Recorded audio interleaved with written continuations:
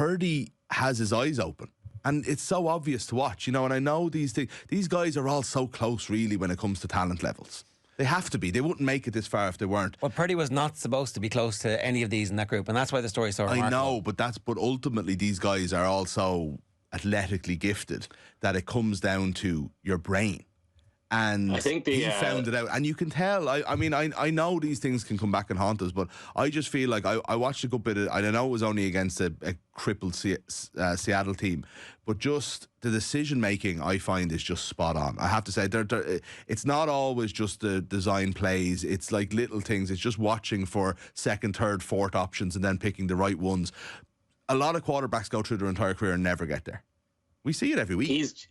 He's generally so far ahead of the defense that people think the play has worked perfectly when it hasn't, and that's where he loses a lot of credit for the stuff that he's doing well. And you mentioned Brady. That's a thing with Brady as well. Brady would execute one step ahead of the defense, so it looked like, oh, this is just a wide open screen pass or this is just a simple throw, but it's really the defense has tried to hide the fact that this area of the field is going to be open, and Brady was so smart. He was like, yeah, I know it's going to be open, so I'm going to get the ball there. That was always the thing. It was with Brady.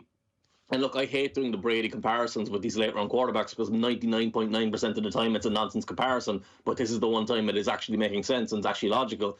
And what the problem with Brady was, you could press any aspect of his game and say, right, we think you're bad at this, and we're going to force you to try and do this. And he'd work it out. It always reminds me of a story, I think I've said it on here before, but not for a while, so it's worth repeating.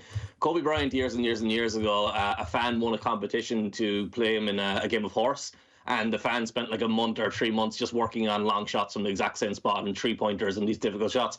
And Kobe rocked up, and the fan made the mistake of telling him, oh, I've been practicing with shooting. I'm a really great three-point shooter. And Kobe went, all right, show me. And he hit 3 threes in a row. And Kobe was like, that's grand. Come on, we're going down behind the backboard and we're going to throw the ball underhand from underneath the hoop. Because Kobe was like, I can see what you're good at. I'm going to make sure that's not going to matter, and I'm going to work on the things that you can't do.